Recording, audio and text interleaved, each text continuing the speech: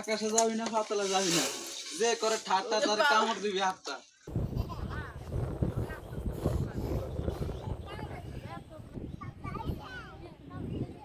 সাকিব আমার মামাতো ভাই, আজকে 15-16 দিন হয়েছে একটা সাপ ধরছিল, ধরে এটারে বাড়িতে রাখছে। রাখার পরে এটারে খাবার দিত, সকল কিছু করতো। গতকালকে সাপটা ছাড়ছিল এই জায়গায় খাওয়ার জন্য। এই সাপটা কি করছে, ছাড়ার সাথে সাথে হারে আজকে আঘাত করছে। করার পরে ওজার কাছে নিয়েছি, বিষ নামাইছি, তারপরে আনছিলাম বাড়িতে। আনার পরে আপনার হাজিরহাট হাসপাতালে নিছি। নেওয়ার পরে ওখানে রাখছিল, ওষুধও করা হয়েছে, ইঞ্জেকশনও করা হয়েছে। রাতের 4টা বাজে বলা হয়েছে যে উনি ইন্তেকাল করছে।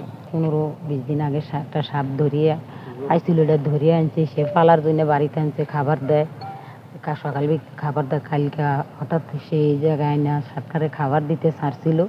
ছাড়ার সাথে সাথে তারে সাপটা আঘাত করছে। তারপরে বিষে ধরছে, ওজার কাছে নিয়েছিলাম। তারপরে ওজায় বিষ নামাইছে, যারা হুয়া করছে। তারপরে ওজা বললো হাসপাতালে নিতে, তখন হাসপাতাল নিয়েছি। হাসপাতাল নেওয়ার পরে ডাক্তার বলছে যে উনি মৃত। সাকিব আমার ভাই, মামতো ভাই।